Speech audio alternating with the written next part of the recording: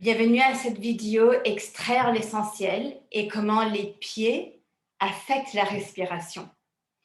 De quoi je parle? Je vais vous expliquer et je vais le décomposer en deux différentes étapes.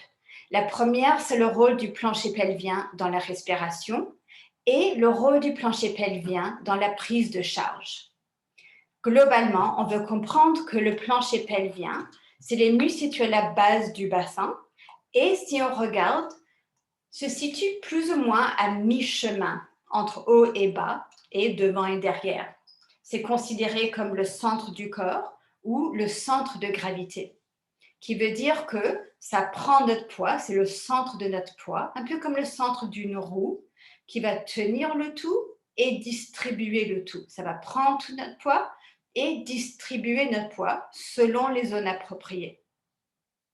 Dans les livres d'anatomie, on est expliqué que le bas du corps est fait pour la prise de charge, pour prendre notre poids, et le haut du corps est fait pour respirer. En très bref alors, si le plancher pelvien stabilise toute la prise de charge, il ne pourra pas très bien se mobiliser. Alors, si on comprend, le bas du corps est fait pour la prise de charge et le plancher pelvien, comme le centre de la roue, doit tout tenir. S'il doit tout faire tout seul, il ne pourra pas se mobiliser, d'où vient l'importance de comprendre son rôle dans la respiration. Quand on respire, le diaphragme contracte, il doit descendre.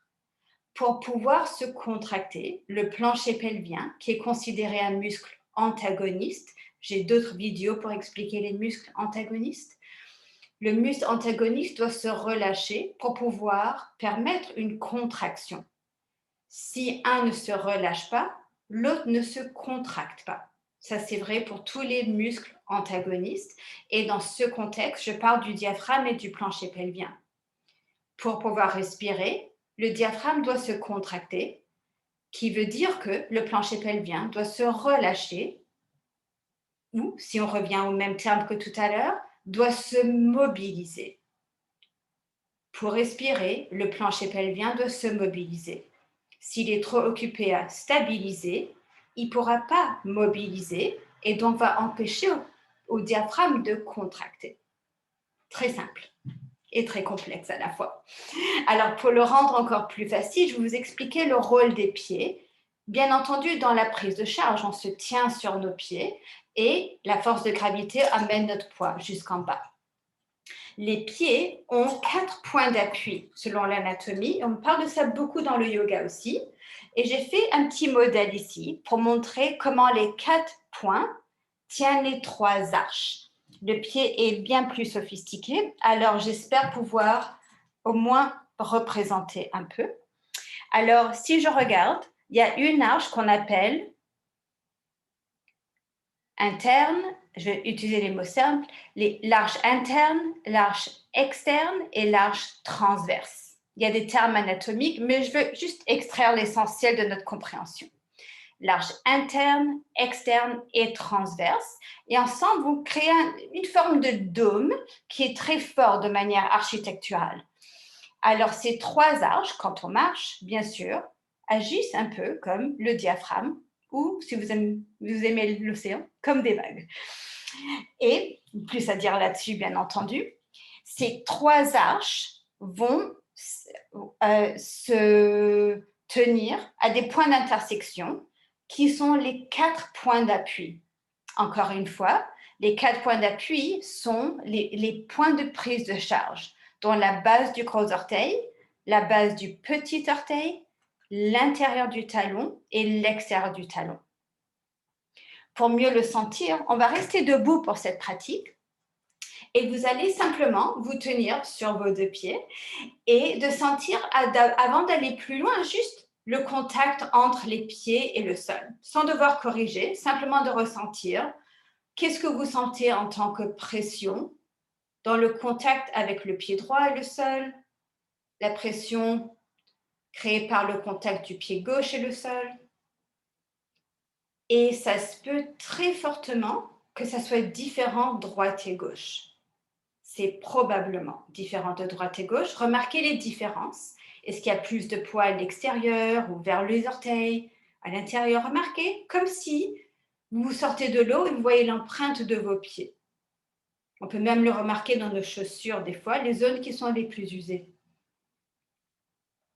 Une fois que vous avez remarqué votre manière de se tenir naturellement, je vous invite alors juste à soulever les 10 orteils. Je ne vais pas démontrer parce que c'est juste à ressentir dans votre propre corps, même si les yeux sont fermés. Ou bien, si les yeux sont ouverts, gardez un regard fixe parce que ça va jouer un peu avec l'équilibre. Alors, vous allez simplement soulever les 10 orteils. Vous allez sentir comment votre centre d'équilibre s'est déplacé. Ce qui reste au sol quand on n'a pas les orteils sont les 4 points d'appui. La base du gros orteil appuyé dedans de chaque pied, la base du petit orteil un peu plus subtil on va dire, des fois le petit orteil va chercher le sol aussi, l'intérieur du talon et l'extérieur du talon. Et on aimerait distribuer le poids de manière aussi égale que possible. On veut répartir notre poids également, droite et gauche, devant, derrière, intérieur, extérieur. Les orteils sont faits pour la dextérité, donc la mobilité, et non la stabilité. On ne veut pas tenir notre poids sur les orteils, on veut les tenir sur les 4 points d'appui. Et juste avant de finir cette petite pratique alors, vous pouvez relaxer les pieds pour un moment. Et je vous invite de regarder cette image d'une chaîne musculaire qui montre comment la base de la colonne, le coccyx, est attachée à chaque talon. Ça, c'est une chaîne musculaire. Et si vous pouvez juste avoir une imagination de voir un trépied, comme à la base d'un appareil photo, et de voir comment ce trépied est beaucoup plus stable pour tenir le poids du corps qu'un petit point, tout seul. Alors, on veut essayer d'avoir un peu comme une équipe entre 3 points et que ce trépied puisse distribuer le poids également. Si vous regardez à côté, il y a un autre trépied ici. Je ne vais pas le mentionner dans cette vidéo au-delà de ça. Je voulais juste le montrer. Okay. Alors, il y a un trépied devant puis un trépied derrière. Et ça, c'est la chaîne musculaire la plus profonde. Alors, si on revient alors à notre pratique, je vais enlever ce share. Et vous revenez à vos 2 pieds de manière la plus naturelle, même si vos orteils sont par terre. C'est une pratique raccourcie pour pouvoir extraire l'essentiel. Et ensuite, vous pouvez continuer à la pratiquer dans votre propre temps.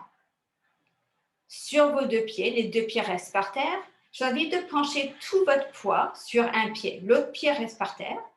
Et si vous pesez, j'invente 50 kg, mettez 50 kg dans un pied. Remarquez comment le corps doit se pencher et donc se déséquilibrer du centre. Faites la même chose de l'autre côté, allez dans l'autre pied, mettez 50 kg dans l'autre pied et faites un petit va-et-vient de droite à gauche et faites le va-et-vient de plus en plus petit pour qu'il soit de plus en plus subtil, pour que vous puissiez sentir que si vous pesez 50 kg, il y a 25 kg dans chaque pied. Et encore, c'est jamais parfait, mais cherchez cet équilibre et aller aussi proche que possible pour le moment. On fait la même chose pour le moment avec les yeux ouverts cette fois. Amenez tout votre poids vers vos talons et remarquez comment le corps doit travailler pour éviter de tomber sur le dos. Faites la même chose vers l'avant, mettez tout votre poids vers l'avant et comment le corps doit travailler pour éviter que vous tombez sur votre face. Faites la même chose, faites le va-et-vient entre devant et derrière pour éventuellement trouver ce juste milieu entre devant et derrière, comme quoi vous avez 25 kg vers l'avant et 25 kg vers l'arrière, pas dans les orteils. Alors, soulevez vos orteils et raffinez ceci. Alors, on a une prise de charge distribuée entre droite, gauche, devant, derrière, en sorte qu'on penche ni d'un côté ni de l'autre, et que les pieds peuvent soutenir le bassin, le plancher pelvien, à la prise de charge. Et ça, Ça soulage tout le corps. Alors, je vous invite de prendre une belle respiration de soulagement et de relâcher un soupir et de continuer à pratiquer ceci, ayant extrait l'essentiel de la respiration à travers les pieds. Au plaisir.